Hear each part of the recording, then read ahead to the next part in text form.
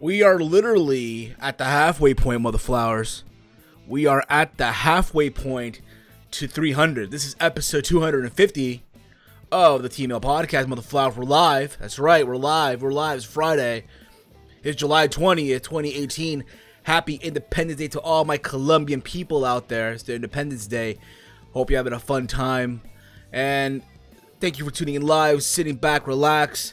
This podcast is also available on iTunes, Stitcher Radio, PODBEAN, Spotify, and as well, we're also available on CastBox for all you motherfuckers to listen to and enjoy on the go and throughout the week. As always, though, I am not alone. It's Steve here, and I'm here joined by my brother all the way in beautiful California. Chase, how the fuck you been, buddy? I'm doing really good, Steven. It's been a while since I've been on the show, but finally the schedule's gods aligned. I was able to jump on tonight. So yeah, here to talk about some pro wrestling tonight. That's right, pro wrestling today. A lot to talk about today, man. And it's good to know that finally the scheduling gods, if you will, finally made stars align, if you will. Mike will be joining us shortly. He's actually about to get on now in just a bit. He'll be joining us, and a lot of stuff to discuss, if you will, as we're now on the road to SummerSlam. Actually, there's a pay-per-view coming up this Sunday from the good people over at Impact Wrestling. Are you ready, Chase, for Slammiversary coming up this Sunday? The 16th edition of Slammiversary. Yeah, it's actually lining up to be, minus one match that is with Rich Swann's injury. We don't know what's going on there. But yeah, exactly. It's lining up to be a really good show. Looks like a good show on paper, at least. I don't know if it's worth $40. Like, I've seen better cards in my lifetime as being an Impact Wrestling fan / TNA fan, whatever you want to call it. And it's past. And I agree with you on that. Go on, Jim. I'm sorry. But because the thing is, when I look at this, and I guess when we break down the matches, we'll kind of talk a little bit more in detail and stuff like that. But yeah, it looks solid. It's definitely much better than Redemption. Like Redemption, I don't know why people are trying to sell me on this was Impact's Redemption. This pay-per-view should be called Redemption. This is definitely a redemption card for Redemption. But yeah, no, Slammiversary looks very solid. I'm actually a little bit excited for Slammiversary. Not too excited, but a little bit excited, I think it's the first time for a lot of fans, not just me, but I feel like for everyone out there, right, who's actually excited for an Impact pay-per-view. Of all things, right, Impact, right? It's not Ring of Honor, right? It's not New Japan. Hell, not even WWE right now. It's actually Impact Wrestling. You know what I mean? And what a time to be around, to be a wrestling fan, I say. And like you said, yeah, I feel like this, like you said, this is actually their redemption for Redemption. On paper, it looks better than Redemption itself. If you look at this card, which I have right now on Wikipedia, yeah, like you said, with the exception of one match, this card looks pretty stacked from top to bottom. And I'm gonna agree with you as well. I don't feel like this is worth $40 or $30 plus, what have you. And it's not worth the money. That's the thing too. It's I'm paying full price, and I feel like sometimes when people don't realize it, and especially Impact fans, because I get it. A lot of wrestling fans, you don't have the money to spend and stuff like that. And I get it that you feel just watching is supporting the product. That's fine. But when I review, I pay for what I review. So that way, I tell people, hey, this is how I felt. Like for example, Best in the World was one of the worst purchases I bought for $20. Because I not Best in the World. What was the pay-per-view? Super Card of Honor for WrestleMania weekend. That show was long as hell. I was like, man, dude, this is for $20. $40 for Impact Wrestling, and the card, because none of the matches really stand out. It's okay, that feel there's not I'm not trying to say no, the matches are bad. It's not none of the matches are intriguing. It's just where's that marquee money match on this card where I said hey man, this is the reason why I'm watching Slammiversary. There's not that marquee money matchup. There's a lot of good matches, interesting matches, but not that marquee money match where it's I'm paying $40 because I want to see this. It's not say for example, if Money in the Bank was on pay-per-view, people would pay $40 to see Nia Jax versus Ronda Rousey, Who's really paying $40? And this is not to insult Moose or Austin Aries. It's just who's paying $40 for Moose and Austin Aries, Hey, man, I'm paying $40 to see Pentagon Jr. versus Sammy Callihan, man. Madison versus hair. I'm paying actually to see Sue Young versus Madison Rayne. She's gonna do it for her daughter. But again, and I agree with you, man. To me, and that's it is in my video. I said this in my prediction video yesterday. I feel like the pay-per-view industry's dead for wrestling. Yeah. You can make the argument WWE killed with the network. And you think about this too. Every Fed out there, every Fed and their mother are now coming out with their own streaming service. Right? I think more UFC killed the pay-per-view than WWE in the network. I think UFC with the and boxing too. I feel like they're the ones who kind of killed the pay-per-view market. And it's just like in general, people are like finding easier ways to stream events. Like, because like back in the day, you used to get concerts on pay-per-view. Like if you couldn't go to the latest like Drake concert or something, you could order that shit on pay-per-view and watch it from your house, and it would feel like you're there. Now they don't do that because they have like apps where you can do that, and it's like a lot cheaper. So that's I feel like more of UFC and boxing kind of killed it because like they were putting on all these like crazy shows, doing all these crazy buy rates and stuff like that. That pay-per-view companies asked so much for the wrestling companies.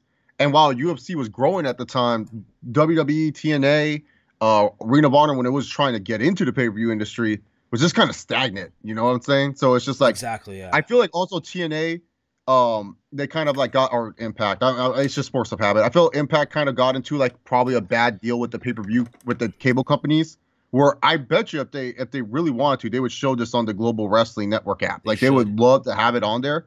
But I think they are stuck on a terrible contract still with the pay-per-views since they do so little main pay-per-views because they do all those one-night only still. So the one-night onlys come on every single month. I think they're on still like a terrible pay-per-view contract where they have to like show a major pay-per-view because like the networks demand it. Oh yeah, absolutely, man. I think also, and I'm about to say the same thing too. I feel like, Impact has the Global Wrestling Network. They charge $10 and the first month is free. If it was, again, what they should do, and hopefully, because again, from what it looks like, we're no longer getting the traditional 2 pay-per-views from Impact Wrestling, right? They did Bound for Glory, they did Redemption, now they're doing Slammiversary. Hopefully the next one is maybe Destination X. You know what I mean? Yeah, well, I thought originally the 4 were going to be Lockdown, Slammiversary, Bound for Glory, and there was going to be one other one. I think it was like Final Resolution or something like that when they went to 4.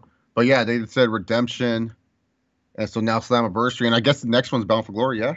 Because like other than that, because like they don't really do Destination X anymore. Yeah, Option C, man, Option fucking C. All right. But the point, but I'm trying to say, like, again, hopefully by the next pay-per-view, they get this sorted out and they actually, have this available on the Global Wrestling Network. Or if not, I'm going to have to actually watch it through Fight TV, through the Fight app, which, by the way, big shout outs to OKFabe, who's in our chat right now. Today was his debut episode of the OKFabe show over on the Fight app. If you have not checked that show out yet, go check it out. And it's free.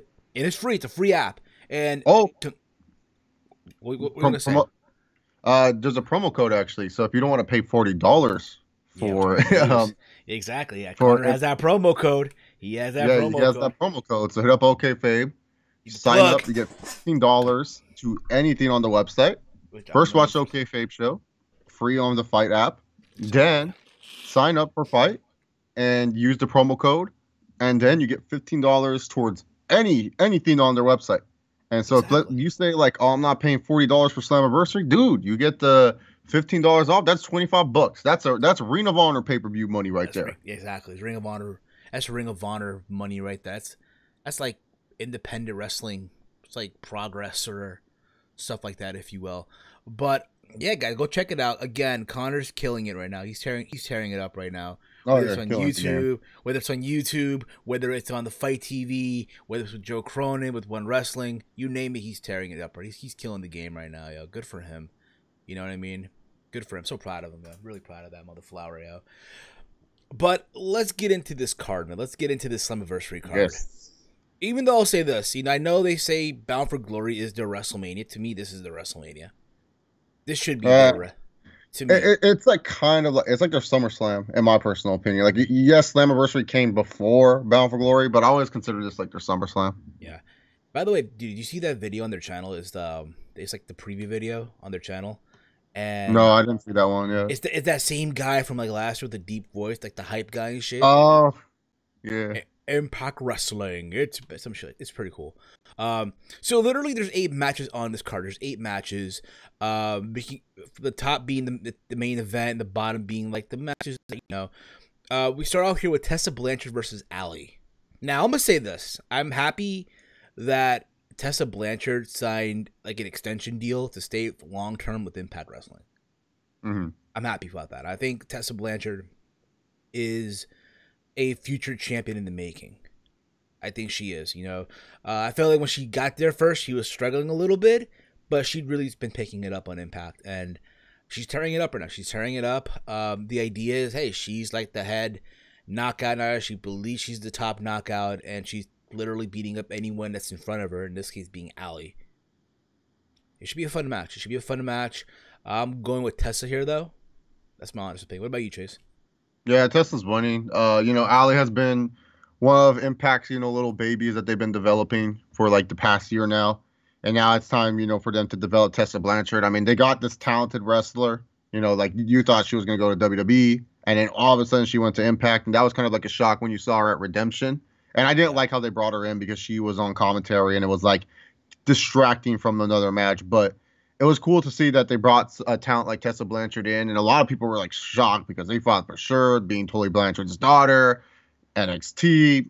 She didn't want that route. She decided to go to Impact. And, it's going to be a solid move for her. And this is just going to only help her stock in the near future, whether she wants to go to WWE in the future or go to Ring of Honor. But yeah, no, I think she's going to do fine on Impact. Allie's been one of their much improved wrestlers.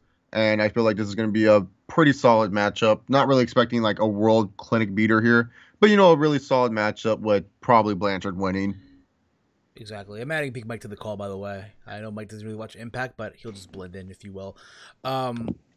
But yeah, I agree. I think Tessa's gonna win this match. But again, I feel like someone like her, long term wise, she is like a future knockout champion in the making. You know what I mean? And hopefully they do good by her. Hopefully they do. You know what I mean? Yeah. We then go from there to one of many hardcore matches on this card. All right? Yeah, that's my main, and I want to talk about that too. I get it, the Impact, they have a lot of like more serious feuds, and that's like one of their main things. Like if you don't like watching WWE, or like Ring of Honor doesn't really do that much like hardcore gimmicky matches anymore. They love their hardcore matches, and like to me personally, there's like way too many. Like I wouldn't be surprised if they made Aries and like Moose near the end a no DQ match just for the shits of it.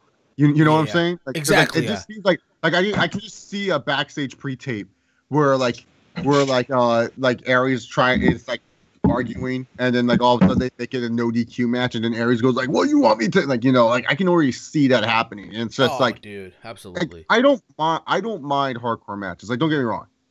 Edwards and Tommy Dreamer, that should be a hardcore match because what the fuck is Tommy Dreamer going to do outside of a hardcore match? Like, let's be real here. No one is expecting Tommy Dreamer to go out there and wrestle with Eddie Edwards in a clean way. Plus, the story kind of really demands it. But like LAX versus the OGs, does this really need to be a fucking street fight? Like, is Homicide and Hernandez just like, fuck it, we can't just wrestle a regular match? Like that's where I'm like, no, come on. These guys can wrestle a regular match. They don't need a street fight. Like, not to bash the feud. Like, I get it. It's been building Keen Attack Conan type of deal. But I feel like you can do a bigger matchup at Bound for Glory. Like, I feel like OGs versus LAX, this feud doesn't have to end at Slammiversary. It can continue moving forward. Like, I'm not, like, that's the thing. I feel like if you want to go with that blow-off hardcore match, do it at a future show. This show right here, it's just like, why? Is it just like Homicide and Hernandez are not like, and you know why you put people in hardcore matches is when they're limited in the ring. Mick Foley did hardcore matches a lot in his late career in the WWE. That's because he was limited. People forget that Mick Foley can actually wrestle a decent match back in the day without it being no DQ in hardcore. It was just all the shots that he took in ECW and all those shots he took in WWF. It took a toll on him. So whenever he came back, he always wrestled hardcore matches because it was like, hey, I can just throw my fat body around and do a bunch of stuff. Exactly. Like, way too many. And it's just like when you see one hardcore match, you've seen them all. And that's just like something to me. That's my biggest complaint about this card. It's just like trust me, if I was like 15 years old, I would love this shit. I would be like, oh yeah, man, hardcore match is awesome. But 25 years old, watching this, I've seen a lot of wrestling. Too much hardcore. Too much. Yeah, exactly. And I agree with you on that too. I feel like, again, this would be a fun match all you want. You know, it's the battle of, I guess, like the old blood of LAX versus the new blood, right? No pun intended here or anything like that. It feels up to me, though. This is what I would have done. And I get the whole build up here. Hey, Conan was taken out of Redemption. Who took him out, right? At the time of all of this, Ortiz and Santana, right? Who, by the way, I met a couple months ago at a Wrestle Pro show. Pretty cool people to talk to. Pretty cool to talk to and shit like that. The whole, because of them losing Conan, they lost the tag title to Eli Drake and Scott Steiner, right? And they were in this losing streak. King comes in, who is Eddie Kingston, by the way, and remotivates them, gets them to regain the tag titles from Z and E, who was like a random team they put together. And now, hey, Conan's back, and he's blaming all this on King. You know, that's the build-up to this whole thing. Now, if it was up to me, what I would have done, I would have just switched to captains here. I would have had Conan with the OGs, right? Yeah, that was something that I didn't get either. Like, why were the OGs, like, because this was spoiled to me like weeks in advance, and like I don't go deep dive and read Impact spoilers. Like, I watch Impact as it happens, kind of deal. Like, I don't watch Impact every Thursday. I watch it on Saturdays when I can find time to watch it. So, like, sometimes I'm like episodes behind, and I finally got around to watching this, and I was like, oh yeah, man, this is gonna be sick. The old school LAX, and then all of a sudden it's like they come out, beat up Conan, and I'm like, what? Like, that was the one thing I didn't understand. I was just like, that's why I wasn't that like at first when I heard about it, I was like, okay, that's cool, I'm down with that, because I really thought, you know, Keen hypnotized Santana and stuff, Santana and Ortiz, and then it's just like, turns out no, they're still with Conan, and the OGs are beating up Conan. It was just like, yeah, exactly. Mike, what's up, bro? I mean, are you? I know you don't watch. I know you don't watch Impact. To each their own. To each their own. You know what I mean? Will you at least attempt to watch this Sunday, or watch a playback or stuff like that, or Oh yeah, I'm gonna watch a playback. Yeah, I'm gonna watch a playback the next day, and catch it. I like the card. I watched your predictions on it just to sort of get a feel of what the card is going to be like. So I'm going to definitely check it out. As far as watching the daily show, that's kind of hard to do. I mean, I'll show you something later on. We're off there. I got some tips for you. Don't worry about it, bro. But I get what you're saying, dude, and I agree with you too, Trace. Like, I feel like, again, when the whole, cause I saw the picture too. Like, the picture was Conan, and then you saw Homicide Hernandez. I thought for a minute, hey, Conan's back with the original LAX, right?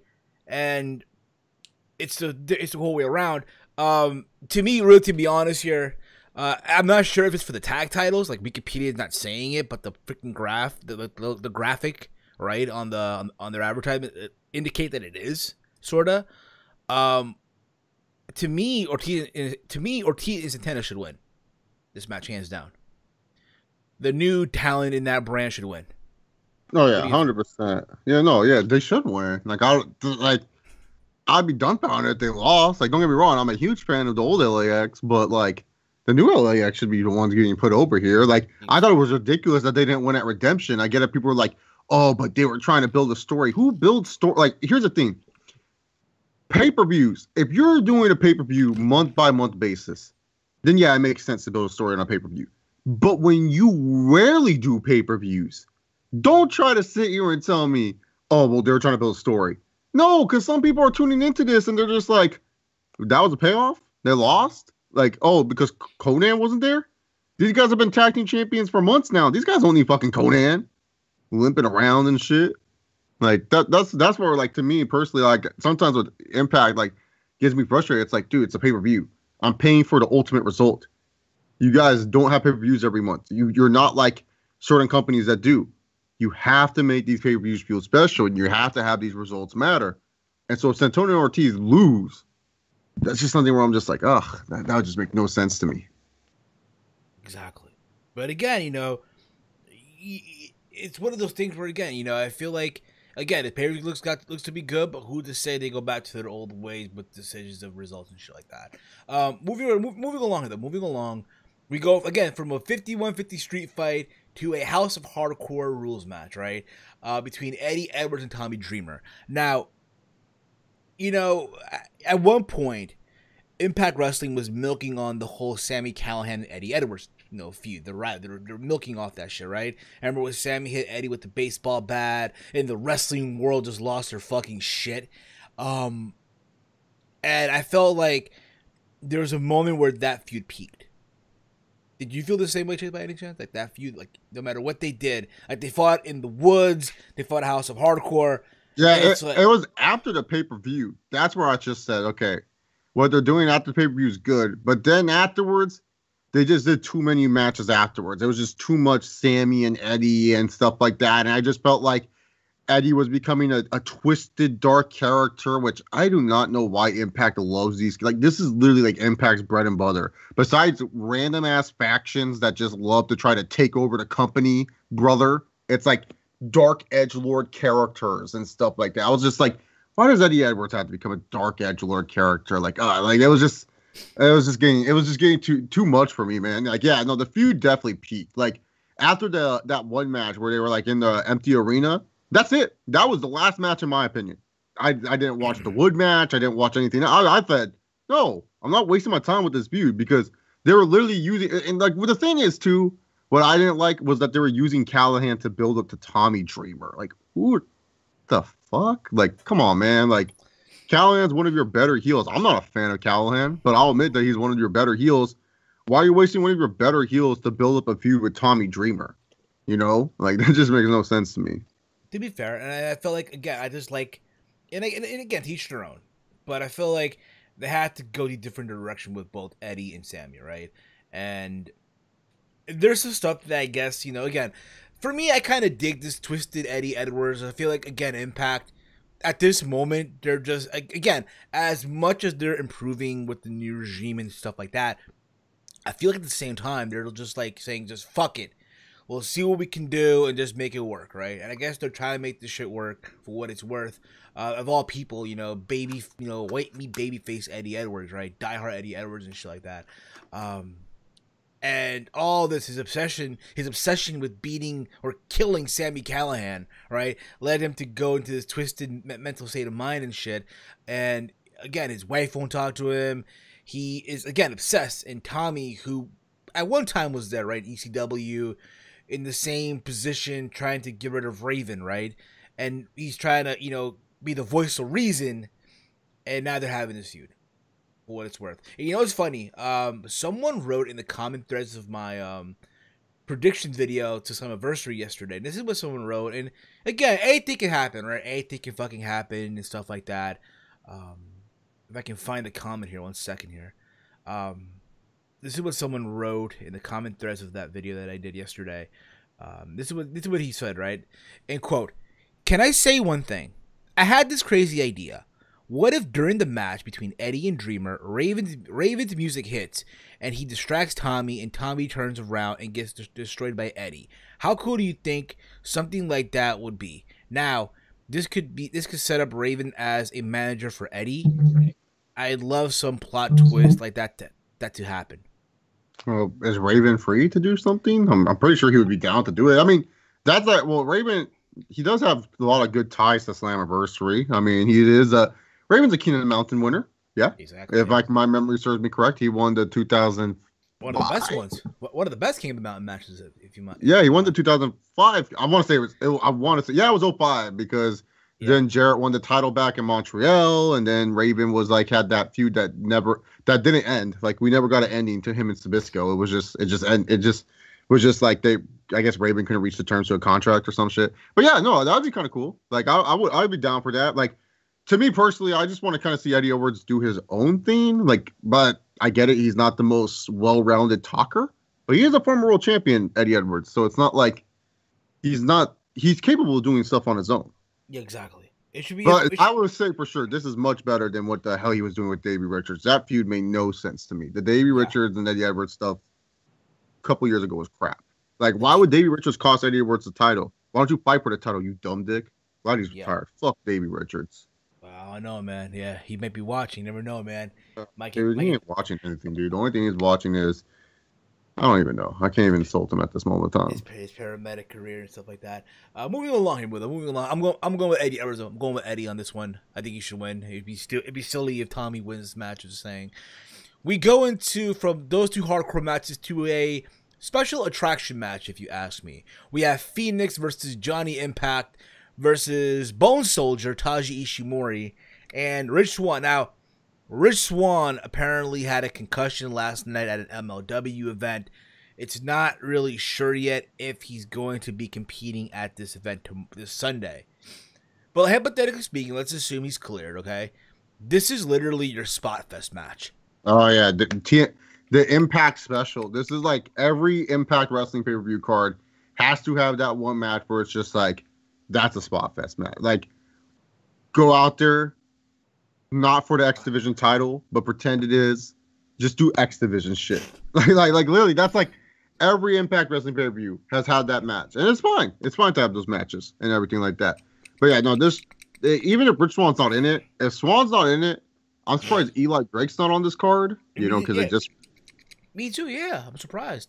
Yeah, he's not on this card, so maybe you throw Eli Drake on there if you can't make it, or Desmond Xavier, another good guy that could fit in the Spot Fest scene. But I think Eli Drake. Or Desmond Xavier, or Trevor Lee, one of those three. Like, I'm just surprised all three of them are not on the card. Unless I missed something and I didn't see that, because see something with Desmond Xavier being added to something. But yeah, like, this should be fine. Ishimori, it's good that they were able to kind of keep him in some type of role with Impact, so that's good as well. Johnny Impact as well. Phoenix. Honestly, I felt like Rich Swann was going to go over in this match before the injury, just because like he's kind of the newer guy, and that's kind of like the MO of Impact, where it's like, hey, let's put the new guy over, whether they're from a previous company or not. They kind of like to keep their new talents not rolling. As of now, I have it unless Eli Drake or someone else replaces him in this match. I have Phoenix winning. I feel like he deserves it. So, yeah, fair enough. I feel like Phoenix could get the win here. I'm surprised they didn't add Drago or anything like that also to this match either. No. But again, it should be a fun match. But then at the same time, I feel like, and this whole thing, who's like the bigger star? Johnny Impact. They were advertising Johnny Impact coming back this whole time. So I'm gonna give it to Johnny Impact here. Why the hell not? But I feel like honestly, this should be the match to kick off the show. This should be the match to kick off the show. This screams the kickoff of the show. Maybe so. If not the kickoff matches. This needs to be it. From there, we go to a match that I'm looking forward to seeing. The reason why I'm paying $25 for this show. Just kidding. We have Mask versus Hair, Pentagon Jr. versus Sami Callihan. Now, like I said before, they had to go different directions with Sami and Eddie, right? And I feel like Sami got the better end, if you will, feuding with someone like Pentagon Jr. Now, essentially, this is also, I get the feeling, is going to be a hardcore match. Because it's Sami and Pentagon Jr., come on. The whole build-up here is, hey, Sami Callihan took Pentagon's mask, right? He took off the mask, and now Pentagon Jr. wants revenge for what happened, right?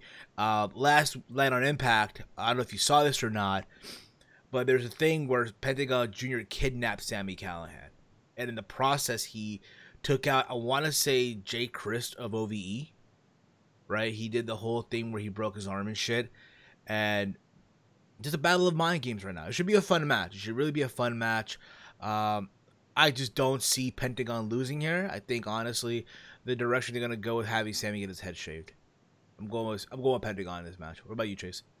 Oh, yeah, Pentagon's winning. I mean, Sami has had the advantage the whole time during the feud, and he took off the mask, and it's like, the heel gets his just desserts type of deal. So, yeah, I can see it, because I don't see, like, first of all, Pentagon Jr., huge megastar for AAA, Lucha Underground star. Dark Pentagon is probably one of the best things that they have going right now on that show. So it's like, I don't see how you take off his mask. Like, come on, that'd just be ridiculous. Like, that would be a shocking result, but I don't know if that's like a good shocking result of him like taking out the Pentagon mask. I mean, hell, if they really want to go all the way with Sami Callihan, you have him win this match. You know what I'm saying? Like, Sami Callihan, you really want to prove people that you believe he's the best heel in wrestling, and you want people to defend that statement. Him beating Pentagon Jr. and taking the mask off That would be huge. I don't know if Pentagon would wrestle without the mask. Maybe he'll do face paint or something. I don't know.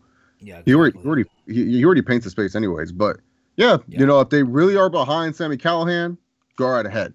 Yeah. Pentagon Jr. though, last time people saw him, if they did order Redemption or watch Redemption, he was the world champ. And it's good that Pentagon Jr. at least he's getting a feud that matters because they're sending him after the supposed best heel. Callihan, to a lot of Impact Wrestling fans' minds, he's the best heel. He's the best villain. So at least Pentagon Jr. being a former world champ is not like dicking around with like freaking Evan Bourne or something like that. You know what I'm saying? It's not like he's like going somewhere where it's like, oh, really? He's facing this guy? It's like, at least he's facing Sami Callihan. Both won respectively on their last pay-per-views.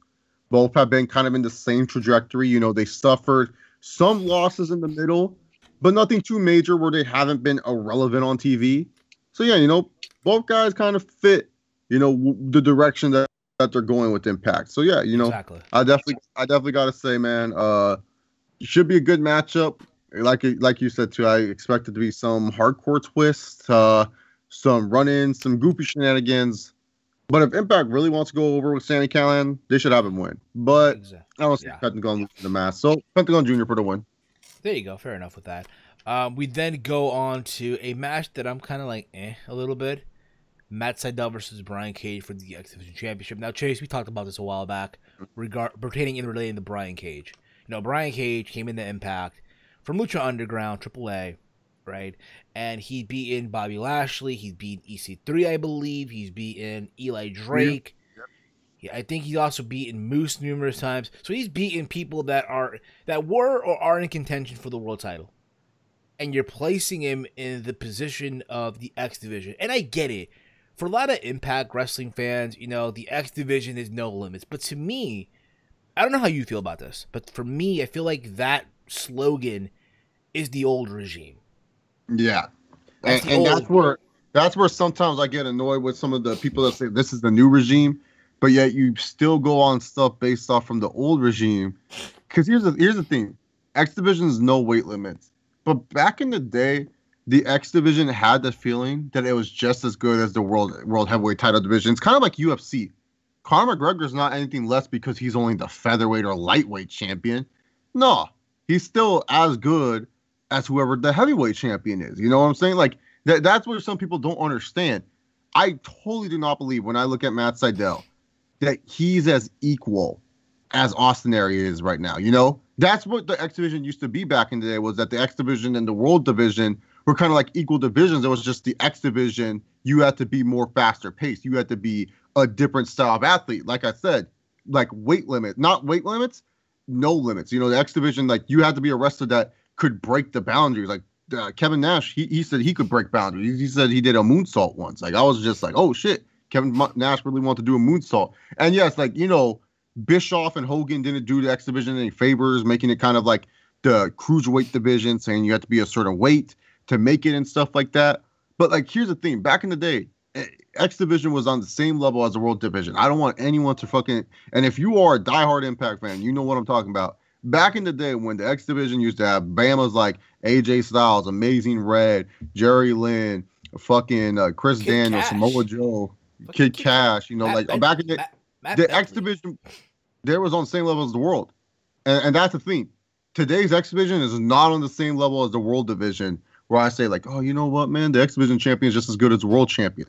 Because that's what TNA used to do back in the day, Impact. They were making it where X Division and World Division were kind of equal. It was just the X Division wrestlers, they had their own different style. And you weren't anything less just because you were in the X Division. You were in that division for a reason. It was just because that was the style that you fit best more than the World wrestlers. It's like I said, it's like a lightweight fighter like Conor McGregor going to go challenge Stipe Miocic, a heavyweight fighter. I don't know why I'm using former UFC champs. I'm just using them because they're probably better names. I guess DC is a big name, right? I don't know. Who gives a fuck? John Jones. It's like Conor McGregor fighting John Jones. They fight totally different. John Jones is a freak of nature, And Conor McGregor, he's a good fighter. But there's no way he's going to have the power to knock out John Jones. And that's what they treat it as, different divisions. And it's just like, to me personally now, it's like Impact hasn't done that. But yeah, I do agree. I hate when people say that. It's like, oh, well, the X Division is about no weight limits, Chase. And it's like, You tell me it's a new regime, yet you use shit from the old regime. So what is it? You know, like, but to me personally, it's like Brian Cage should not be like all X division. No, he should be like dominating the world heavyweight division. Like this should be Brian Cage versus Eli Drake or something like that. You know? Exactly, absolutely. And again, you know, and I understand. Hey, Samoa Joe, you know, did it. Oh, but Samoa Joe, and I get that, but here's the difference though. Samoa Joe was, and again, if you look at side by side, you know, Samoa Joe and Brian Cage, Samoa Joe is more unique. Samoa Joe is able to pull it off. You know what I mean? Well, I already defended. I already kind of talked about that when I just said like, you know, the X division and the heavyweight equals. So it was like kind of like it made sense for Joe to go for there. Exactly. I mean, it's like if WWE now were to make Braun Strowman the fucking cruiserweight champion. Can you imagine that? Like, think about this. Like, come on. So, hey, it's no limits, right? No limits. Hey, they might as well give Braun Strowman the fucking cruiserweight title in WWE. I'm just saying. But I'll be honest here. Again, this should be a feud that, again, this is a feud for no reason. Matt said Brian Cage should not be competing for this title. Matt said that, but you know what, though? I think at the same time that they're going to actually have Brian Cage walk out with the belt. That's the thing about it, too. So they're going to give it to Brian Cage. Just to have that thing, Brian Cage. Like, honestly, if this is actually a match, I'll be kind of annoyed. Just have Brian Cage destroy Evan Bourne. Like, you need to have one of those matches on this card. Like, I'm always tired of watching wrestling shows just not do simple and basic shit. I don't need to see every match be 5 stars. If you could get the job done in 5 minutes, that's so much better than trying to get the job done in 15 minutes. Like, I appreciate any wrestler that can tell a great story in 5 minutes compared to fucking 15 minutes of, like, the same shit. Exactly. Absolutely, man. Amen to that. Now let's get on to the co-main event here. We have Su Yung versus Madison Rayne.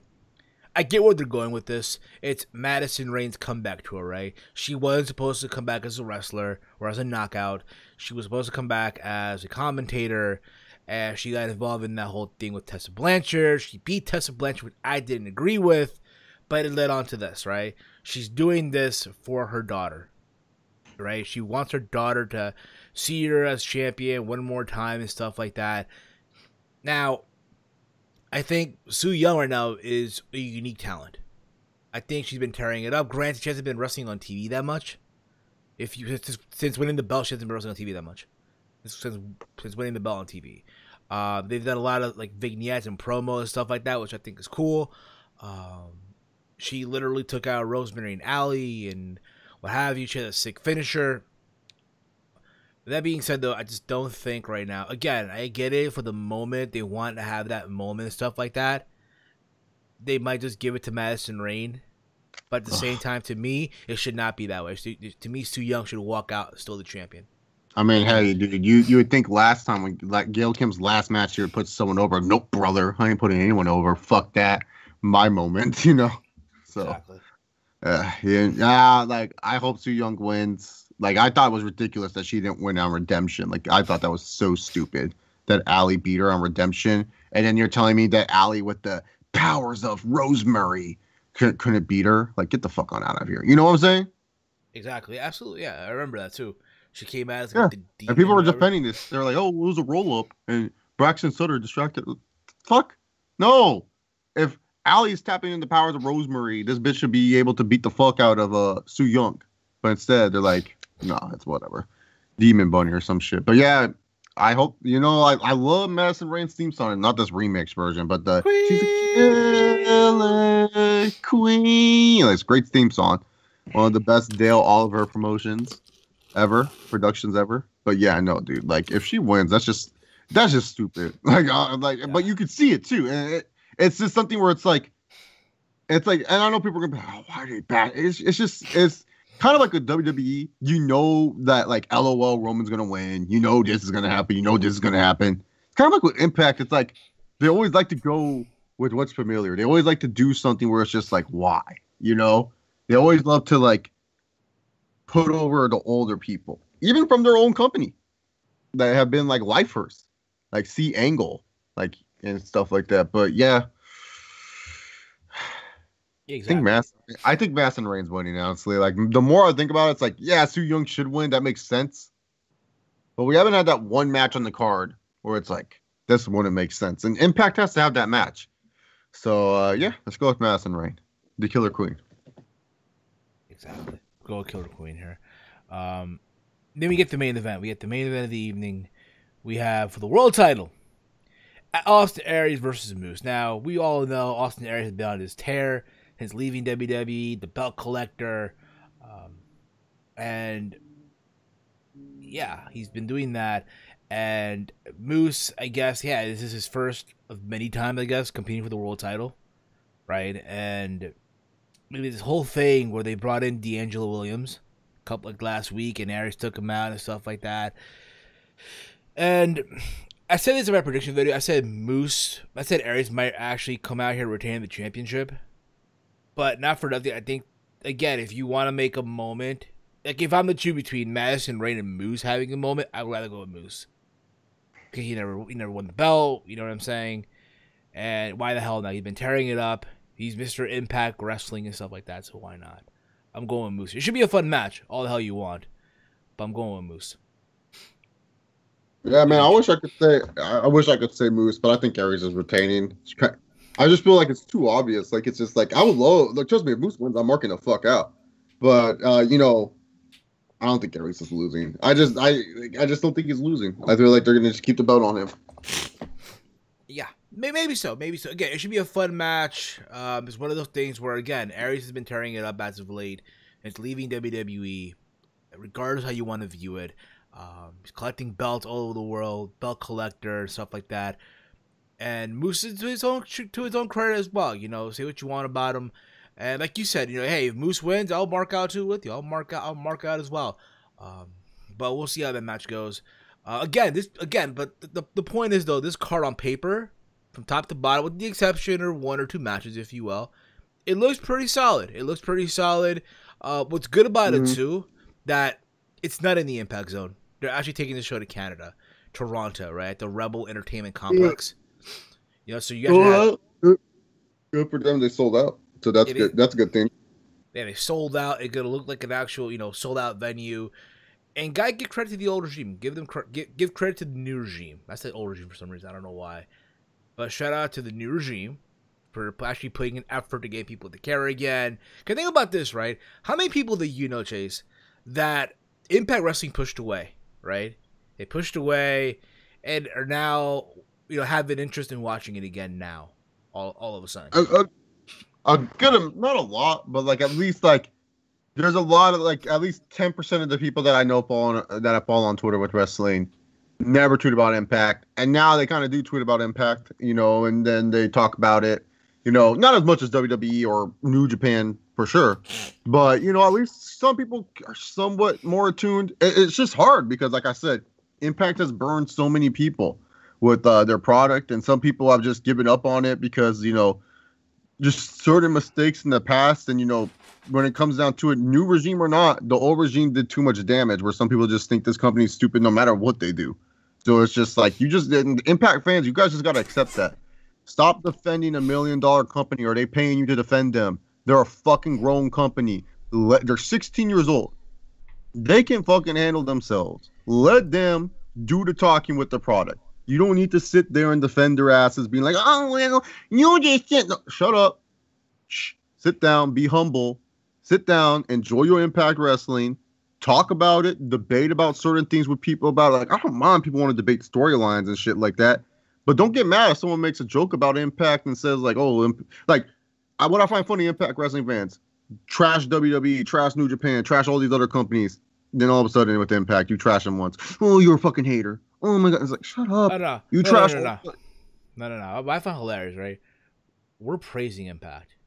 This, if you think about it, this prediction has been more praise than like critique, if you will. Been more praise. We critiqued a little bit, Yeah, but it's been more praise. It's been more praise. Like as of late, it's been more praise with Impact. It's been more praise than anything, right?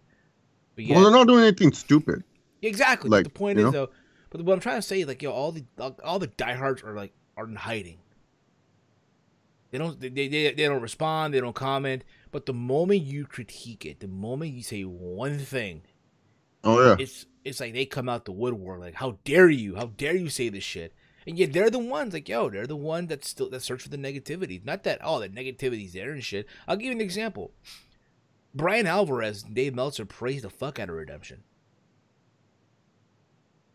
But hey, Dave Meltzer and Brian Alvarez are still haters and this and whatnot. But hey, they actually praised Redemption.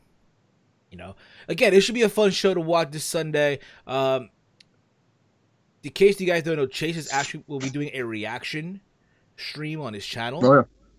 So I'll be there. I know a few others will be there as well. So if you're not subbed to his channel yet, head over to his channel, hit the sub button, be notified when the stream goes live this Sunday, as we will be reacting live to Slammiversary.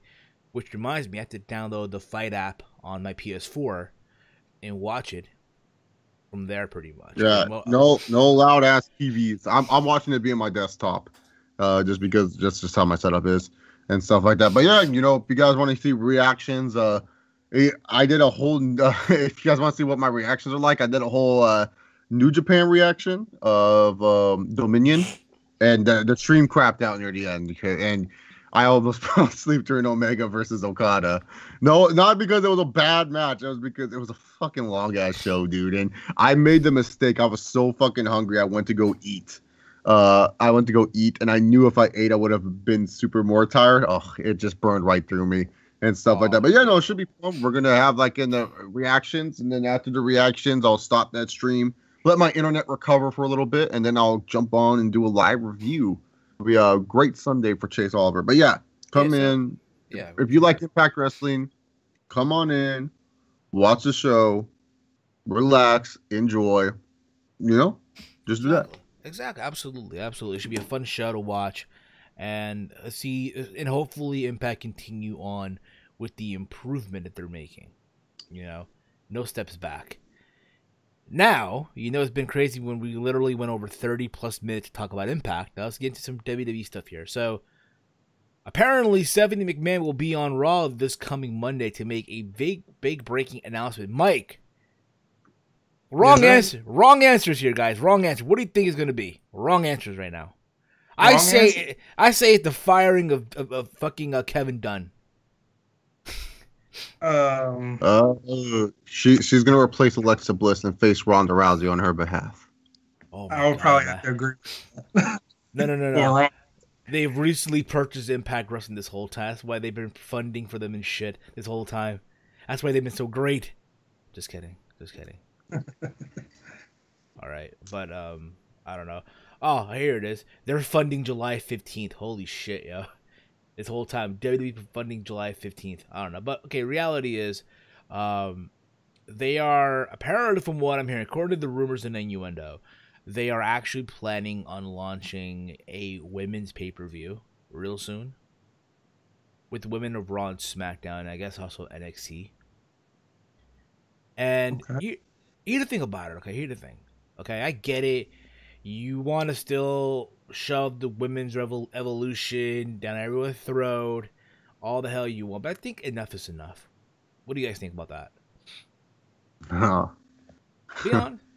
Like, why? Like, I see Ember Moon versus the Riot Squad already. Enough. I don't need to see this again. Like for real. Like, why do I need to see, like, on a pay-per-view? Like, who cares? Like, I'm sorry, who cares? Like, unless Ronda's fighting like Charlotte on this, and that's the thing too. They might ruin the WrestleMania quality match like Ronda and Charlotte on this stupid pay-per-view. I hope it's more. I hope they go women tag team title route. Even though I'm not really a fan of that, I hope they go down with that route instead of like a review. What they could do. That's what I've been hearing too. That they're going to announce that Monday too, along with the pay-per-view. Then I know they could do too. If anything, if you want to add something to the show and give it a little spark. How did the finale of the Mae Classic be on that show, on that pay-per-view? The finale. That'd be decent. Yeah. You know what I mean? Hey, you want to, again, they're doing the second annual.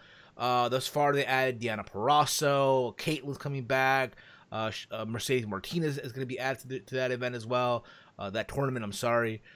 Rhea Ripley, to name a few. There's also Vanessa Bourne. I don't know. Tanera Conti has been added as well. Everyone's favorite Japanese sensation, Lo Cherie. So, just to name a few people. So, we'll see where they go with that. Again, I just think it's ridiculous. Now, like you said, Chase, we've seen Ember Moon wrestle the Riot Squad. I've seen Carmella moonwalk and jive all over the ring on SmackDown Live. I don't need to see it on a fucking event. At this point in Junction, don't be surprised they make their own brand. There's 205 Live, there's NXT, and then there's the women's division. What would you call it?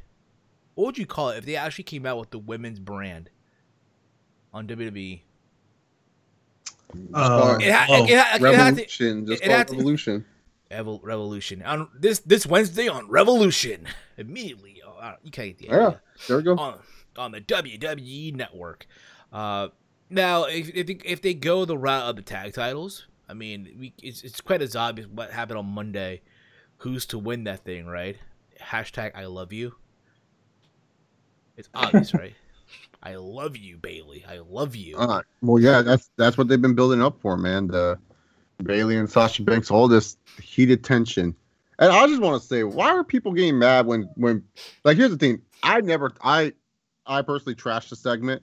I'm not going to lie. But I even take that segment as like, oh, lesbian action. Why are people getting mad if wrestling fans think of lesbian action? Like, what's wrong? Like, some people think differently. Like I'm not even mad at that. Like, I'm just like, I didn't even think of it like that. But like some wrestling fans thought, oh, lesbian action. Like people are like, oh, so disrespectful to Sasha and Bailey. Like, what's wrong with lesbians nowadays? I mean, isn't that something WWE should be pushing over anyways? I mean, with the LGBTQ community and stuff like that, like you would think they would have like a lesbian couple or something like that, But they got like gay and lesbian wrestlers already there, like Sonya Deville and some other ones. Shayna Baszler, another one. Shayna Baszler, yeah, openly lesbian, openly gay wrestlers.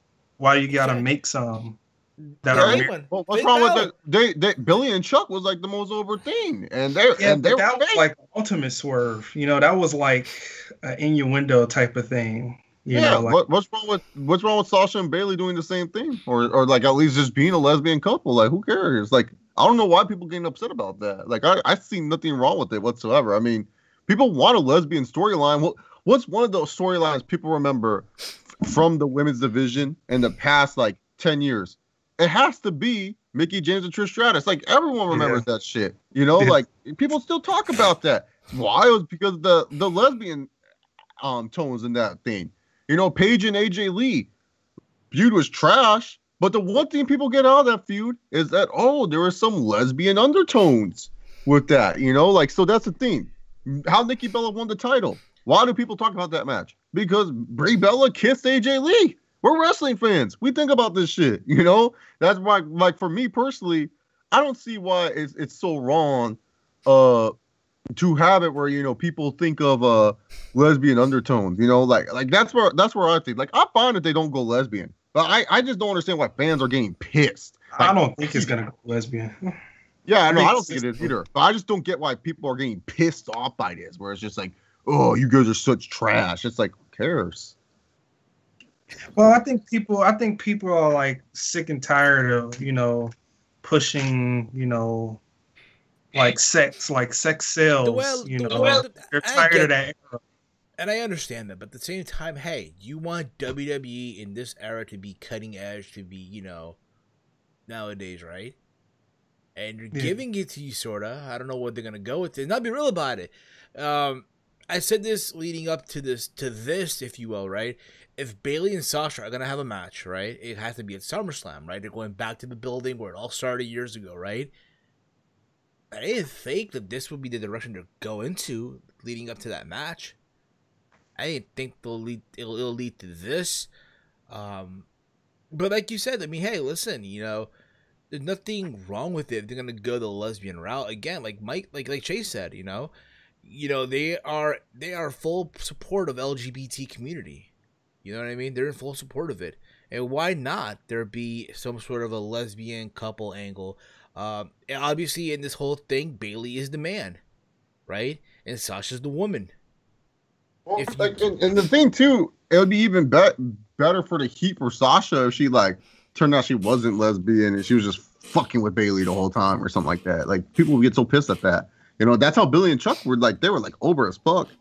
Then they turn heel, like, easy. Like that, well, I'm just like mad that other wrestling fans are getting mad at other wrestling fans for like thinking it's lesbian. Like, who cares? Let other wrestling fans think what they want to think. Don't get mad and don't act like it's an insult to this segment. Like the segment was weird. It was trash. It was like Sasha Banks was like, you know how I'm hard to speak about my feelings. I love you. It's like, what the fuck? Exactly. It's absolutely with that. She cried the other day. Yeah, I know, right? Yeah, she's dude. She's so hard to speak about her feelings. Yet the whole fucking Charlotte and Sasha feud was like, I hated how you betrayed me. And, you know, like no, that was literally the feud. It was just her like being pissed. That's showing your feelings, Sasha. You dummy. Yep, absolutely. But we'll see. Also, moving along. Hulk Hogan has been officially reinstated into WWE. So I don't know about you guys, but this past week I got the WWE app notification on my phone telling me, oh my god, dude, this was insane. Breaking news: Hulk Hogan's been reinstated back into the WWE Hall of Fame, brother. Yeah, brother. I didn't get I got the ESPN one first, so I thought, oh shit, Kawhi Leonard got traded. Like that's what I thought. Yeah, because I have the ESPN app and stuff like that, and they report WWE news. So I was like, oh shit, Kawhi Leonard got traded finally, because like I have it set where like it alerts me on big news and stuff like that. So I was like, okay, Kawhi Leonard got traded. Then the WWE Network went off, and I was like, what the? And then all of a sudden, all these ads started going, and then a couple of my friends texted me, and then I got tweets, and I was like, oh shit, Hulk Hogan's back. I was like, whoa, I couldn't believe it. And then I went on Facebook, and my whole wall was flooded with that fucking ESPN article of Hulk Hogan being back. Well, you know, when it's come crashing down and it hurts inside, you gotta take a stand and some shit like that. If you help my friend, if you hurt my friends, then you hurt my pride. I gotta take a stand. I can't let it hide. I am a real American. Fight for the rights of every man. I am a real American. Fight for what's right. Fight for what's right. Can you imagine if Trump like just went out like to like this next speech with that theme song? I'm just okay. Stop. Let's not talk about Trumpers. He's had the worst week ever as a president right now. I know. Believe me. The worst that I've seen personally. I cannot believe. How the fuck are you gonna? You put over Russia over us, dude. Come on, man. We've had cold wars with this country. Like, like it's one thing if Conor McGregor, UFC fighter, wants to say Vladimir Putin is a great leader. That's fine. He's a fucking UFC fighter. But for you to put over Putin, Jesus fucking Christ, dog. Like, worst week I've ever seen by a president. You know, that's like Zordon putting over Dark Spectre, yo. Yeah, that's like Zordon saying Lord Zed's the greatest fucking leader ever. And like, if I was a Power Ranger and Zordon said that shit, I'd be like, then why am I working under you? And Zordon would be like, Ranger. You should be working under me because, no, I'm going to Lord Zed. You say you better leader. Come back. Alpha. Make the Ranger stay. Like, no. Fuck you. Ay, Zordon. You scared them away, Zordon. Let's be real about it. Yeah, what he said was it fucked up. Yeah, did he know he was filmed? I don't think he knew. But at the end of the day, you know what? But for him to say like, that's exactly. His defense is stupid. That's a dumb defense. Exactly. I agree with you. Oh, I didn't know it being filmed. Like, bro, you should never said it anyway. It'll live on forever. Like, end of the day, at the same time, hey, the idea of let's get him banned or removed from the Hall of Fame was stupid. You cannot erase the guy. Let's be real about it. You know? Say what you want about Hulk Hogan and all the lies that he's made over the years of one time he was going to be Metallica and this and whatnot. But he's the reason why wrestling went mainstream. No, he is. It's just that the thing about Hogan is just like he deserves to be in the, like, here's the thing. I don't give a fuck when anyone says Jimmy Snuka murdered his wife. End of story. Donald Trump's in the Hall of Fame. There's a bunch of terrible people in that Hall of Fame. Hell, people want someone who murdered his wife and child in the Hall of Fame, okay? People want that one in the Hall of Fame, yeah. Yeah. So don't come on and be like, oh, Hulk Hogan should be gone for this. No, get the fuck on out of here. The WWE Hall of Fame, I'm not saying it's a joke, but here's the thing. there's worse people in it than Hulk Hogan. Now, here's the thing that I want to say, because I never really dove in on it. The thing about Hulk Hogan people need to realize, Hulk Hogan grew up in a certain era where that kind of language was acceptable. And the thing is, education and textbooks have only taught us half of something. They haven't taught us about the people and why they're like that. You know, we only know that they were bad people because our textbooks tell us they were bad people. But there were some slave owners who were good people and stuff like that. You know, there were slave owners who were like that. I've seen many documentaries of slave owners who were good people to their slaves. Like, yeah, they made them do the slave work and everything like that. But I've seen it where people like took care of them and, you know, gave them nice housing arrangements, and then afterwards let them stay in their houses when they were being able to be free and stuff like that. There's some slave owners who are like that. But also they still talk like other slave owners, using the N-word inappropriately or using the N-word to describe their slaves. But would you say that slave owner who's treating someone nicely using the N-word, are they considered a bad person? That's up to personal preference. Thing is, a lot of people don't really know about like how people have grown up. And I feel like the thing is, it takes time for people to accept their apology. I'm not saying every African American should accept Hulk Hogan's apology. Take your time. Go right ahead. Go right ahead. Take your time. But the thing is, learn from why Hulk Hogan's like that. Learn from his roots. Learn from his background, and learn how come he is that type of racist. And that will be the education you need. So that way you can help him, not only educate him and make him a better person in today's society, because there's people like that who are just behind on society. And you can't change that.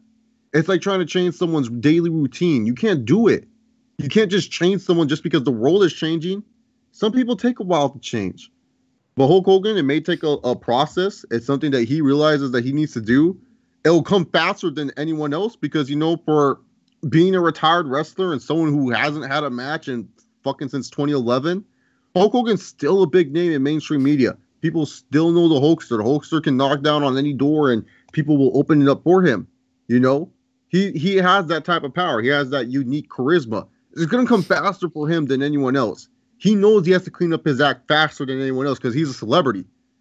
But I feel like, to me personally, a lot of people need to understand where certain people's background and roots came from and kind of understand why they are like that. Because when you understand that kind of terminology and you understand how those people feel, then you can understand how you can help them. Because I feel like to me personally, I feel like you can't learn something unless like you learn. You actually learn something. You know? You can't tell me like you know that's why to me personally, I feel like it'll take time. But hey, for like I said, for Hulk Hogan, it's gonna go faster. But I feel like people saying like, oh, blah blah blah, like I won't forgive him. That's fine. If you won't forgive him, you won't forgive him. There's wrestlers and football players I haven't forgive for the shit they did. I totally understand. I get that 100%. But for me personally, if you are someone that's looking to bring change in this world, and you're someone that wants to help Mr. Terry Bollea, aka Hulk Hogan, or other people like him who are, you know, insanely behind on the times, but it's okay if they are, because some people are trying to adapt to this new world who just don't understand that this is a different world. You got to understand where they came from first. We know that the slaves got, and yes, Kanye, the slaves got tricked. They didn't have a fucking choice. They were told that, hey, if you come to America, you can have a great choice. That's not a choice, Kanye. They got tricked, you idiot. They got tricked to get on the boat. All right. I still love Kanye. I'm just trying to spread facts that he said slavery was a choice. No, the thing was, they told people that they told the slaves that, oh no, if you come to America, you will have many choices. It wasn't a choice for them to get on the boat. They were saying, hey, if you get on the boat, you'll get a great chance in America. Yeah, bullshit. No, but yeah. So here's the thing. The thing is this, man. You gotta learn from everyone. You can't just that's the thing too. Like, and I always feel like sometimes when I debate liberals, like I always kind of own them because I understand where you guys are coming from, but do you understand where the Republicans are coming from? And a lot of the liberals like, I don't want to think of that mindset. Then you're closed-minded, and we can't have an open discussion. I'll leave you alone. And then they'll try to have a discussion with me. And I'm like, no, you don't want to hear what I have to say. So why should I give a fuck? I know what you guys say. I know where you guys stand. And I like to hear more about it. But if you don't want to hear from me, why should I hear from you? Goodbye, have a good day. And that's what pisses them off the most, is because they just don't understand. You got to hear everyone's voice. You got to know everyone's story. You got to know everyone's background. You go in ignorant as hell. You're just as ignorant as those people too. Because you can't be ignorant towards them. I get it. They're not smart, but have an open mind. Try your best. Takes time for everyone. It's fine. I used to be ignorant like that, but now I listen to every liberal. I may not agree with them. Just because I don't agree with them doesn't mean I don't have to listen. I can still listen to them. I can still sit there and listen to what they have to say. But yeah, no. Take your time on forgiving Hulk Hogan for what he said, because like the way he said it too was just so terrible. Go marry a rich one. The fuck is the difference, man? Like, seriously, money is just an abstract. Who cares if Brooke wants to date a poor one? You know what I'm saying? Who cares if Brooke wants to date a poor African-American male? Who gives a fuck? I feel like, you know, money, like, why chase, like, that was just so terrible, too, the way he said it. Like, that's, like, one thing that I hated more than for what Hulk Hogan said was that just, like, go date a rich one. Like, what the fuck does that mean? And I'm saying rich one instead of the N-word, because the N-word is a terrible word to say. Yeah, exactly. Except if you want to sing it during a song, which makes no sense. So yeah, but yeah. So like, to me personally, it's just like, you know, that was like something that I found offensive, because I was just like, what, like you think there's such a difference between a rich one and a poor one? There's no difference. They're people at the end of the day. Just one has more money in his bank account. Exactly. That's what it. About you? What about you, Mike? What's your take on all this, Mike? I feel like Hogan should be with the WWE, and I'm glad that he's back. After everything that he did when it first came out, I was like, oh, here we go. I didn't know he was one of those people, but, you know, just looking deep into it and just trying to figure out, you know, the other side of Hulk Hogan, not just the character of Hulk Hogan, but Terry Bollea. You got to understand that Terry was in a bad space at the time when he didn't even know he was being recorded. And you could tell that people were out to get him, you know, for some odd reason, I don't know, because they use it as ammunition. It's not right. Everybody's privacy should be theirs, you know, in respect.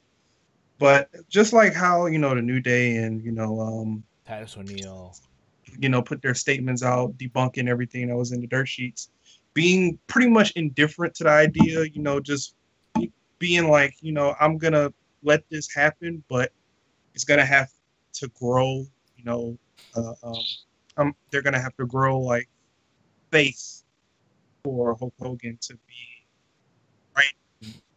But you know, video exposed and shoot videos, did anybody call him racist? Yeah. Yeah. I hear what you're saying. No, all right, I didn't know. No, I didn't hear that last one. I'm saying, yeah, I hear what you're saying. That's what I meant. Yeah. Oh, I was just saying, like I was asking a question, like pre-video exposed, didn't come out. No, I guess there was only that sex tape in the whole Gawker thing. I think that was only it. But apparently, this past Sunday during Extreme Rules, they actually had Hogan show up, and they held a meeting at the locker room with everybody. So they had everyone show up, even though they weren't even involved in the show, in the locker room, and Hogan apologized to everybody. He shook everyone's hand, and that was the end of it, pretty much. Now, again, you know, I'm happy that he's back. You can say what you want about him. Yeah, he wasn't right what he said, and you know, I agree with what Chase is saying as well. End of the day, he's Hulk Hogan.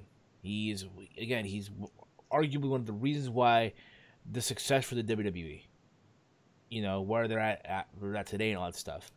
Now we'll see where things go. Again, you know, for some people, they forgave him right away. Some people, it's gonna take time. It's gonna take time, and next thing you know, everything will be like, again. Leave it in the past, if you will. Leave it in the past, motherflowers. Leave it in the past. You know what we could. Just move further with Hogan. Just like I said, it's gonna move faster with Hogan because he's a bigger name than most people. You know. Yeah. That's gonna be faster than Joey down the street, who's an extreme racist. You know what I wish could move forward fast? This whole next thing this Monday Raw coming up, Roman and Bobby going at it again. I wish that could move fast. Oh God, my boy Bobby got the win in Extreme Rules, but when it matters most, our boy Cockfist is gonna win. Yeah, bro. Listen, bro. For their sake, it needs to be a triple threat. No, it should just be Lashley and Lesnar. Yeah, I get that, but come on. If you're Vince, we gotta have Roman, pal. Come on, pal. Hey, pal, what are you doing, pal? We gotta have Roman in there, pal. They're chanting Roman.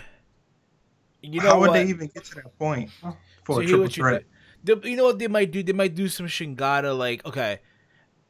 Do you guys remember back in 2002, it was Kurt Angle and The Undertaker for the undisputed title on SmackDown, right? And they had this whole thing where Undertaker had Kurt Angle in the Hell's Gate, right? To the time he was starting to use that move, right? Like it was nothing and shit. And at the time of it, no. I want to see what the other way around. I think it was Kurt Angle that had Undertaker in a submission hold, right? And the referee was counting 1, 2, right? And just when I guess he was going for 3, Undertaker tapped out. Yeah. Right? But keep this in mind, Kurt Angle's shoulders were on the mat. They might do some shit like that. Some controversial finish. You know what I mean? Where they just double spear each other and then they just both can't get to the count of 10. Something like that. They gonna break their collarbones doing that. Or if not both men's shoulders are down, who the hell pinned who? You know what I mean? If you know what's gonna happen though, at SummerSlam, Brock is gonna win, and then Braun cashes in the Raw after SummerSlam. Yeah, that's what's gonna happen. After all, he's Monster in the Bank, right? Do I agree with that tactic? Absolutely not. I don't agree with it. Because again, he's fucking Braun Strowman. He's a fucking monster, right? Why is he needing to do a sneak cash in and shit? You know what I mean?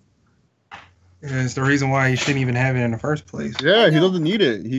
That's why. Well, first of all, he's a piece of shit. Let's just get that thrown out of the way. I just have to say that to get it out of my system because you all know I think he's a piece of shit. Said it 2 times. Him and Finn Balor, if they disappeared and never came back to wrestling, I think I'd be very happy, man. You know, like Steven, you know it's bad when I'd much rather see the Young Bucks super kick Care Bear out of existence. Like that's bad, man, when the Young Bucks are getting higher on my shit wrestlers list, you know? But yeah, man. Fuck Braun Strowman. Fuck the Care Bear. He's a piece of shit. Third time's a charm. But yeah, no, he doesn't need this. And the fact that he's running around cutting these cartoon promos with Renee Young, like, oh, Brock, why aren't you going in triple threat? I have money in the bank. I get these hands. Like, fuck off. Oh, shit, you sound like a Dragon Ball Z character for a minute there. I think you sound like Raccoon. Raccoon. Speaking of Dragon Ball, did you guys see that Broly trailer? Yeah, or not. I didn't. No, I didn't see. Oh, dude. Pretty hype stuff. Goku, Vegeta, and Frieza gonna take on Broly. I just want to say, because people are gonna be confused no matter what, this Broly is not the Broly from the 3 movies that you know. All right, this is totally movies are not canon with the main Dragon Ball. Like, I just want to get that clear first of all, because so many people think these movies are canon with the main Dragon Ball story. No, the movies are their own little universe. Because if you want to try to fit them with canon, Broly was before fucking Cell. So how the fuck did Gohan not go Super Saiyan 2 to beat the fuck out of Broly? You know what I'm saying? Yeah. That's just, I just want to put that out there. But yeah, no, the movies are not canon. The movies are their own little side universe. All of Dragon Ball Super movie though, Super, not Dragon Ball Z, Super, Battle of Gods, Resurrection F, and this Broly movie are canon. These are canon movies. So this is the first time that Broly's been canon. Now, I don't know how much you guys are caught up on Dragon Ball Super, but I can tell you why he is now considered canon. Do you guys have you guys kept up with Dragon Ball Super or plan to or know anything about it? Honestly, I haven't. I haven't watched it. I haven't watched it. And I'll be real with you. I'll be real with you. I watched Resurrection. I saw Resurrection of F. Yeah, I saw Resurrection of F. And what kind of rubbed me off the wrong way, didn't have Vegeta have his moment. Yeah, he should have been the one. Oh yeah, dude, Goku stole that shit. That pissed me off. Like Vegeta should have killed Frieza. That was like the moment people have been waiting for. You know, Goku went Super Saiyan Blue and he was fucking up Frieza, and then he almost got fucked up. And then the moment that we realized that Vegeta's on the same level as Goku and that this dude should have gotten the win, Goku is all that had to get the win. Like, that was some bullshit. Yeah, no, I agree with you, man. I remember because I remember in the Dragon Ball series, right, when Vegeta fought Frieza and Namek, right, Goku finally catches up to them and shit. And Vegeta telling that story, when he was a kid, you know, he was told to do all the bad things, like, yeah, come on, like full circle and shit. And it's LOL, Goku wins and shit. God damn it. But no, Goku needed to be Frieza there. That was fine. That was a different circumstance. I'm talking about Resurrection X though. Resurrection X. Yeah. Oh yeah. No, I thought you were talking about Namek, the original one. I was like, no, he needed to win the original. Yeah, exactly. Yeah, no, but to keep you up, you know what? This should be fun to kill time. So Dragon Ball Super after Resurrection of F, they did this arc that was super confusing called Goku Black. Now, have you guys heard anything about Goku Black? Is it Turtles from? No. Turtles is not so. Goku Black arc is hilarious. So Future Trunks, you remember that idiot, right? Future Trunks. In 3 years, 200 from different, yeah. Yeah. So he comes back. He goes back in time because there's this Goku who wears black clothing, fucking shit up in the future. Like the future's all fucked up and stuff like that. So he comes back and he tells Vegeta and Goku, hey, there's some like strong ass person that you guys gotta fight. So they're like, okay, we're gonna fight them. And then they're all shocked that it's Goku Black. Then they're like, oh, you know, it's kind of weird, man. Like, how come Goku is Goku Black? Like, Goku's dead in that timeline. Because remember, Goku died in that timeline. How come Goku is in that timeline? So it turns out Goku fought this random god one time. And this random god was obsessed with Goku. He grabbed the Super Dragon Balls, wished to freaking fuse with Goku, killed Goku's family, went to alternate universes, killed everyone, and teamed up with his alternate self to fight Goku and Vegeta. Now, did you guys keep up with all that, or are you guys all confused like I was? Well, apparently some guy tried to fuse with Goku, went to alternate universes, killed Goku's family. I got that. Okay, I gotta see. Yeah. So pretty much the only good thing about this season is that Vegito comes back, and fucking Trunks has like a cool fight scene. But then afterwards, there's a bunch of filler. But then comes the best arc of Dragon Ball Super, which is the Tournament of Power. Now, the Tournament of Power is the thing that... So, you guys saw... Oh, I forgot to add Universe 6 versus Universe 7. Now, that's a great arc, too.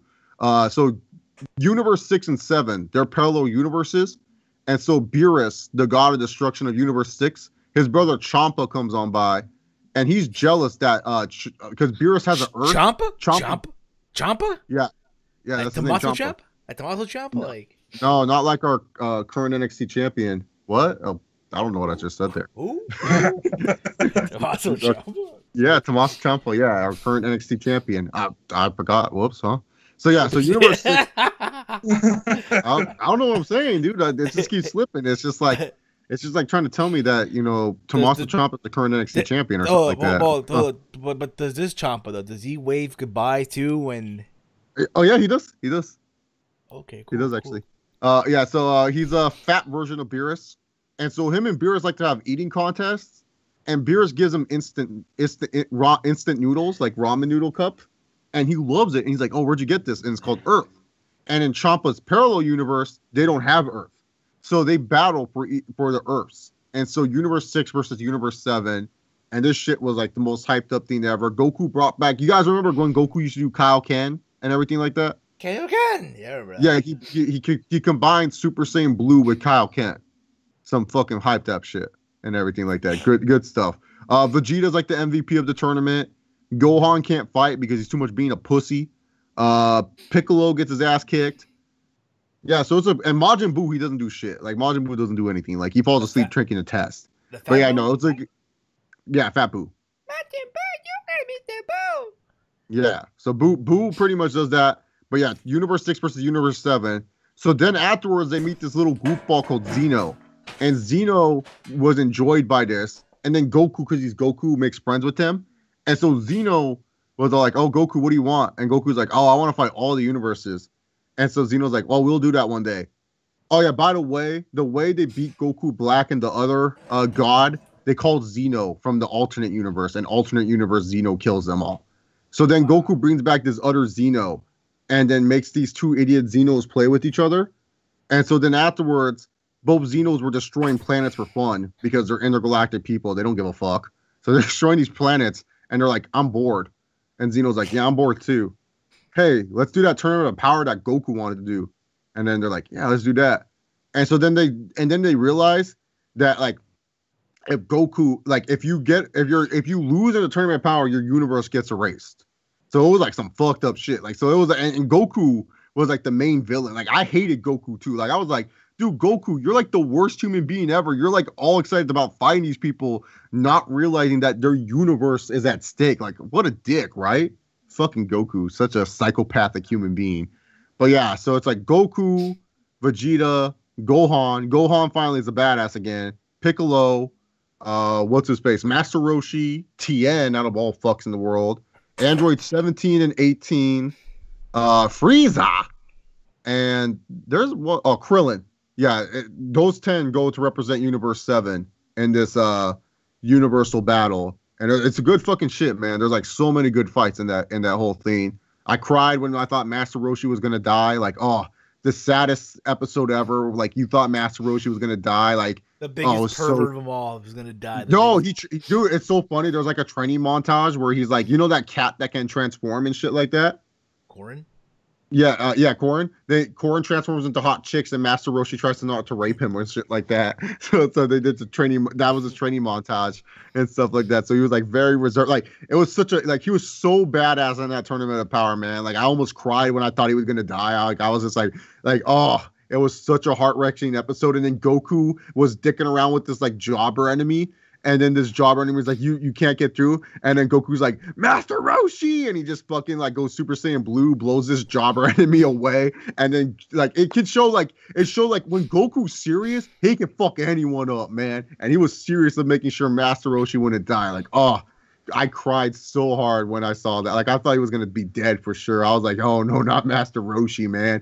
And then Goku versus Jiren, Goku versus Kale and Kefla, soon to be Caulifla when they fuse. Like, Khalifa. Yeah, Khalifa. Yeah, cauliflower. Yeah. Cauliflower. Okay. Yeah. So no, dude, there's that arc. Like, honestly, y'all should just watch the Tournament of Power arc. That'll get you guys into Super. Y'all don't need to know anything past about Super. It's straight up fighting the whole damn time. It's really fun shit. Is there English now, or is it all Japanese? No, it's in Japanese right now. It will become English soon, though. Like, the English is because they're almost. Because I know Brawly's gonna be doing in English. The Brawly one coming up. Yeah. Well, duh, because they got we're gonna be a month behind because it's coming out in December in Japan. Yeah. But the Japanese is not that bad, honestly. Like, even in Japanese, even if you can suffer through the subtitles, it's good. It's a good watch. But yeah, no, the Tournament of Power is sick as fuck, dude. Like, oh, I cried like 4 times during it.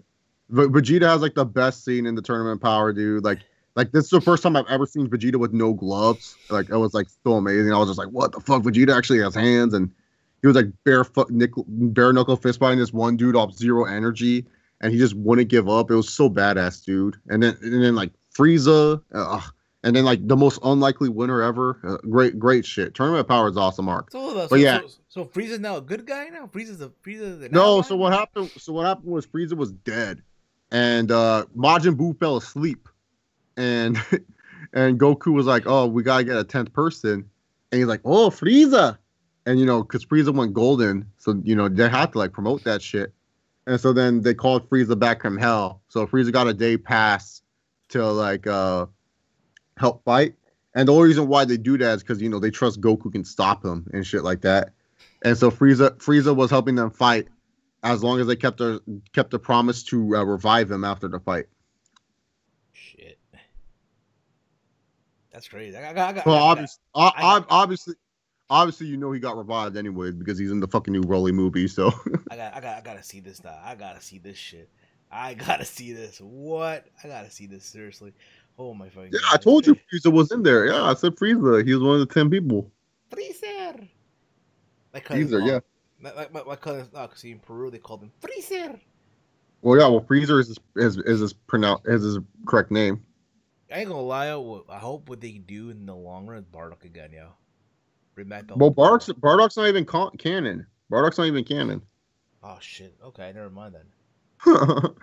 Like, well, I guess Toriyama kind of added him, but Toriyama didn't think of Bardock. Bardock was a movie creation. Okay, I got you. Makes sense now. Got you. Facts. Mm-hmm. Facts. See, this was fun. Also, we'll wrap up here. Before we wrap up here, dude, I'm like a Dragon Ball encyclopedia. I know all this useless Dragon Ball shit. So there you go. So you probably thought GT was terrible. Like GT was like no, GT was all right. It was like it just was like okay. If you continue Z off of GT, it makes sense. It's just that the first arc of GT, them fucking around with the Black Star Dragon Balls, that was bad. Like I didn't need to like see them go to different planets. Like Pan was unbearable. But then the baby arc, that's fine. That's fine. I just didn't like how they ended it. Super 17 was a great arc, but it was short. And then the Black Star Dragon Ball arc, some of the fights were anticlimactic. No, GT is not trash. It's just like not good. It's not like the worst scene I've ever seen. Though. Exactly. Like, I hear you. Yeah, but it's okay. It's a fine. Like, no, I'm not like that snarky when it comes to GT. Yeah. But I'll say Super is way better than GT. That's for sure. All right. Because Super actually feels like I'm watching Dragon Ball again, and plus like they're now in like the style where it's like they're not like fucking dicking around anime fights. It's like actually like okay, we're gonna speed up the anime fights. So like they actually get to the fucking point faster instead of dicking around the whole time. Fair enough, Chase. Well, guys, I think this was a fun episode. This was fun. We got the wrestling in. We talked about Impact Wrestling coming up with Slammiversary coming up this Sunday. We talked about Hulk Hogan coming back to WWE. We talked about this women's event happening. We talked about Dragon Ball. You see, you get everything here, Motherflower. You get everything. Mike, anything you want to say before we wrap up? Any final thoughts? Anything close you want to say before we wrap up, Mike? No, it was a real good show, and it was great talking all of the stuff that we did. I really don't have nothing to add to it. So right. Mike, Chase, what about you, man? Anything closing thoughts before we wrap up? Chase, closing thoughts? Once again, Tommaso Ciampa's NXT champion. Word, yeah, the greatest, man. The best right now. Waving everybody goodbye and shit, yeah, for real. And yeah, all I gotta say final thoughts is Adam Cole versus Ricochet gonna steal the show at TakeOver, yeah. That's all I'm saying right now. Good luck to ROH signing Mr. Phillip Brooks. I hope you get him. Hopefully, yeah. Hopefully they have a good show at MSG coming up. Hopefully. But yeah, guys, we're gonna wrap up the show. Thank you all for tuning in live this week. Again, guys, this podcast is available on YouTube, iTunes, Stitcher Radio, Podbean, our good place over at Spotify, and as well over at Castbox. We're also available there if you have to download and listen to the show on the go, wherever you choose to. If you want to help out this podcast also in the long run, give us that 5-star rating on all the platforms out there. We got merch over at Teespring as well. Got 2 shirts up on the store. Get your shirt today. All designs done by the homie himself, Salrex, and designs for me, Big Mike, OK Fabe, JD from NY206, the Solid Monster, just to name a few. So again, go hit him up if you want some logos and graphics done. Also, guys, go check out the OK Fabe show over on the Fight app. He just launched the first episode. If you want awesome stuff, Connor's going to give it to you. He really, really is. He's killing the game right now. So we're all just happy for him. We really, really are here. And yeah, you can follow me on Twitter at HeelSteven. Follow the Team L Podcast over on Twitter at Team L Podcast. Chase, let them know they can find you, brother. YouTube.com/Chase Oliver. Come by Sunday afternoon if you want to hear live reactions to the TNA Impact Wrestling, whatever the heck you want to call it, Impact Slammiversary 2018, the 16-year anniversary of Impact Wrestling. It'll be me, Heel Steven, my good friend DJ Cass, and then like I'm looking for a couple other people and stuff like that. Follow me on Twitter at Chase Oliver 68. And remember, guys, Tommaso Ciampa is our NXT champion. Right. Big Mike. Yeah, you can follow me on Twitter at Big Mike 199519 and on YouTube at Big Mike's Wrestling Recap Show. And Walter, take us home, Walter. You can follow me on Twitter at HamWalter. Channel. He's the content knowledge of wrestling. All right, guys. We'll be back this week, guys. Peace out, everybody. The music, Mother Flowers.